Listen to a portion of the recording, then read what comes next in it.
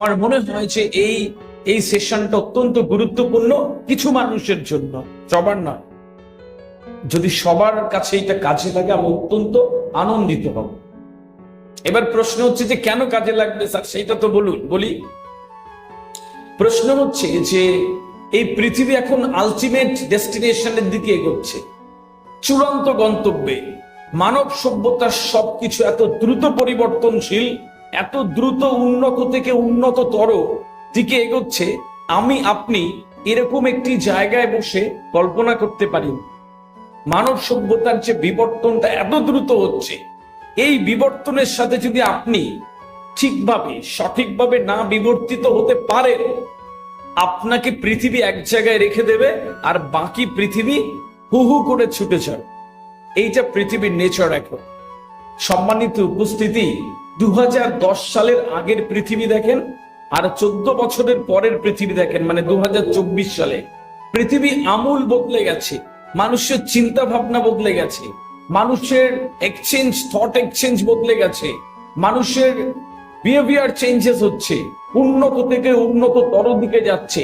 This is the time of artificial ইন্টেলিজেন্সের যুগ। পৃথিবী কি হচ্ছে এখানে বসে সত্যি চিন্তা করা যায় না। এবং এই যে একটা বিরাট উন্নতির শিখরে পৃথিবী যাচ্ছে, এই উন্নতির শিখরের সাথে আমি কি নিজেকে উন্নতি করছি, সেলফ ডেভেলপমেন্টে আছি? যদি না থাকি, আজকে থেকে আমরা কিছু কাজ এখান থেকে শুরু করে দেব আমার সেলফ ডেভেলপমেন্টের জন্য, আমার নিজের জন্য, আমার এই পরিবেশের জন্য, সমাজের জন্য, রাজ্যের জন্য, এই দেশের জন্য, এই পৃথিবীর জন্য, এই কমিউনিটির জন্য। এই কমিউনিটির জন্য আপনাকে একটা বিরাট বড় জায়গা করে তুলতে হবে। এটাকে সেলফ ডেভেলপমেন্ট বল।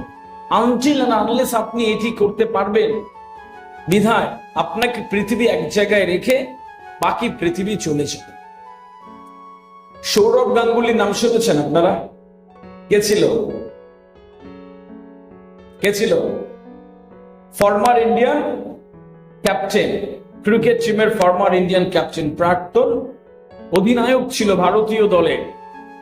এই সৌরভ গাঙ্গুলির শেষের দিকে তার ক্যারিয়ারের গ্রেগ চ্যাপেল বলে একটি লোক এসেছিল, মনে আছে? গ্রেগ চ্যাপেল বলে একটি লোক এসেছিল বিদেশ থেকে ভারতীয় কোচ হয়ে।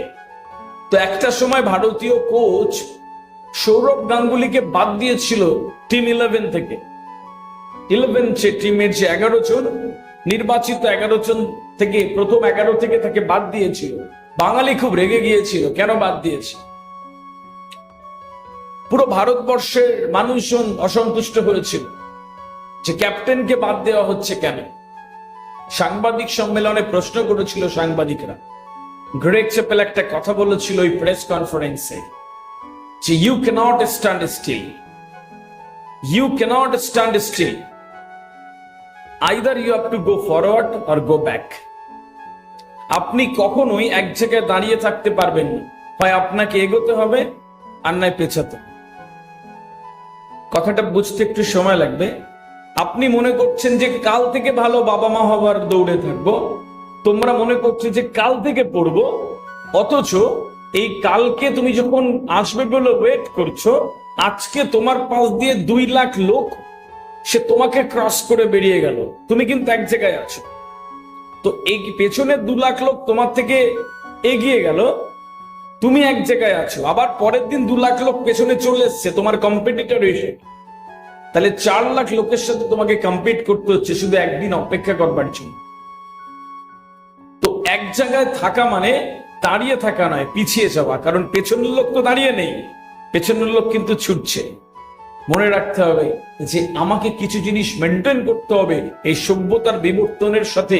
আমি যদি নিজেকে বিবর্তিত করতে চাই, এটি ছাড়া আসলে কখনোই ভালো কিছু হতে পারেনি। আপনারা জানবেন আমেরিকাতে জুনিয়র ডাক্তারদের ভাত হয় না এখন, কেউ যায় না। কেন যায় না জানেন? হোয়াটসঅ্যাপ নামে একটা সফটওয়্যার আবিষ্কার হয়েছে। ওরা ওই সফটওয়্যারে গিয়ে লিখে দেয় যে আমার তো পেটের ডান দিকের নিচে যন্ত্রণা হচ্ছে, আমি কি মেডিসিন নেব?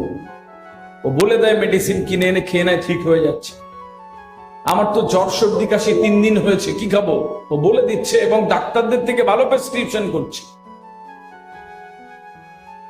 জুনিয়র লয়ারদের ওকালতি যারা করে তাদের কাছে আর এই উন্নত দেশের লোকেরা যায় না।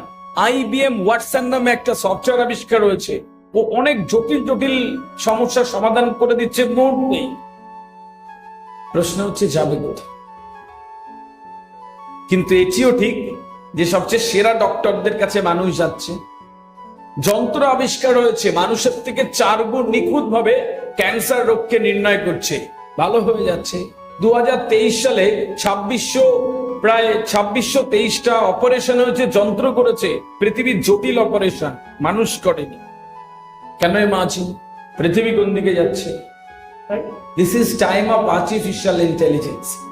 ওখানে গিয়ে শুধু একবার সাউন্ডে গিয়ে বলে দিন যে রবীন্দ্রনাথ ঠাকুরের মতন একটা কবিতা লিখে দেয়, AI লিখে দিচ্ছে সেম একটা কবিতা। প্রশ্ন হচ্ছে মানব সভ্যতার এরকম উন্নতি হচ্ছে। বোম সুপারসনিক নামে প্লেন আবিষ্কার হয়ে গেছে, মুহূর্তে কোথা থেকে কোথায় যাচ্ছে আমি আর আপনি চিন্তাই করতে পারি না। আমি আর আপনি চিন্তাই করতে পারছি না। যে লোকটা ভারতবর্ষে ব্রেকফাস্ট করছে সে আমেরিকার কোন শহরে গিয়ে লাঞ্চ করছে, ইউরোপের কোন শহরে গিয়ে ডিনার করে আবার ইন্ডিয়াতে ফিরে আসছে।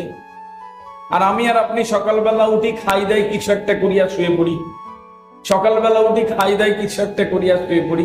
এভাবে ওই গতিময় পৃথিবীর সাথে আর যাই হোক পাল্লা দেওয়া যায় না। ওই গতিময় পৃথিবীর সাথে পাল্লা দিতে গেলে পৃথিবীর এই পরিবর্তনগুলো সবার আগে বুঝতে হবে। আর নইলে আপনি সকালে উঠবেন আর জোর করে ফজরের নামাজে ডেকে দিতে হবে, জোর করে নামাজ পড়তে যাবেন, স্যার যখন আসবে ছড়ি নিয়ে সেলফ স্টাডি করবেন। আর নইলে মনে হবে যে বাকি সব বৃথা, যখন স্যার চোখে চোখ রাখছে তখন মনে হচ্ছে পড়ি। এই জায়গাগুলো থেকে বেরিয়ে আসতে হবে, কারণ পৃথিবী বদলাচ্ছে। আপনি দেখবেন যে আগে, এই কিছুদিন আগেও 2010 সালের কথা বলছি না, এইরকম গ্রামগঞ্জে একটা পুকুর কাটতো 200 জন, আর 200 জন দেখতো, তাই না? আর এখন পুকুর কাটে কতজন? একটা জেসিবি নিয়ে একজন পুকুর কাটছে, তাই না? আর বাকি 399 জন দেখছে। কর্মসংস্থান বাড়ছে না কমছে? কমছে না বাড়ছে? কমে যাচ্ছে। ভালো রেস্টুরেন্টে খেতে যাবেন, দেখবেন ওয়েটার আসে না। এরকম ওয়েটার আসতো না একটা সুন্দর পোশাক পরে? ভালো ভালো রেস্টুরেন্টে আসে না। কি আসে? রেল লাইনের উপর দিয়ে খাবার আসছে, ছোট রেল লাইন করা, বা রোবট নিয়ে খাবার চলে আসছে। তো কর্মসংস্থান বাড়ছে না কমছে? কমছে না বাড়ছে? কমে যাচ্ছে। বলছে যে এমন প্লেন আবিষ্কার করছে আর খারাপ হবে না, ওই মেইনটেনেন্সের যে এয়ারক্রাফট ইঞ্জিনিয়ার তাদের আর লাগবে না। তো কর্মসংস্থান বাড়ছে না কমছে? কমে যাচ্ছে, রাইট?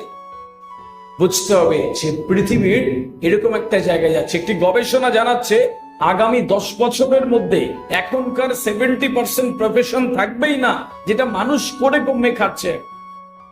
প্রশ্ন হচ্ছে কি থাকবে? অবশ্যই সাবস্টিটিউশন আসছে, বিকল্প কিছু না কিছু আসবে।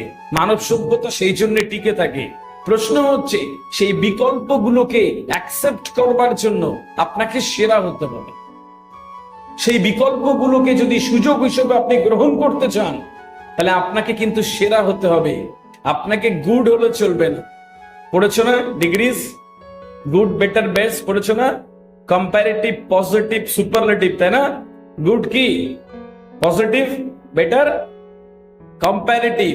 আর সুপারলেটিভ কি? বেস্টের পরে আর ভালো কিছু হয়? তাহলে বেস্ট হতে হবে, গুড হলে চলবে না। 2000 সালে গুড হলে চলে যেত, 2010 সালে বেটার হলে চলে যেত, 2024 সালে you have to become the best one. সবার থেকে আলাদা হতে হবে, সবার থেকে সুন্দর হতে হবে, তারপরে গিয়ে একটা অপরচুনিটিস থাকবে। 1000 ছেলে ইন্টারভিউতে যাচ্ছে, তুমিও যাচ্ছ, একটা পোস্ট কেন তোমাকে নেবে? তার নির্দিষ্ট কিছু কারণ কিন্তু থাকবে, তারপরে তোমাকে নেবে। আর নইলে ওই বিরাট বড় বড় ডিগ্রিজ করে যখন ওই একটা বিজ্ঞপ্তি বেরোবে প্রাইমারি টিচার নেবে, তখন গিয়ে ফর্ম নিয়ে লাইনে দাঁড়ানো। গোল এভাবে সেট করতে হবে যে আমি কাজ যখন করছি সঠিকভাবে করব, আমি যখন কোনো একটা কাজ করছি সঠিকভাবে করব, এগোচ্ছি সঠিকভাবে এগোবো, কোন একদিকে যাচ্ছি সঠিক দিকে যাব। এটা হচ্ছে আমার একটি বিরাট জায়গা। এর জন্য আপনাকে পারিপার্শ্বিক পরিস্থিতি, পৃথিবী, আপনার গোল, অ্যাম্বিশনস, আপনার চিন্তা ভাবনা, পথ, এইগুলোকে এক জায়গায় এনে আপনাকে ডিসিশন নিতে হবে।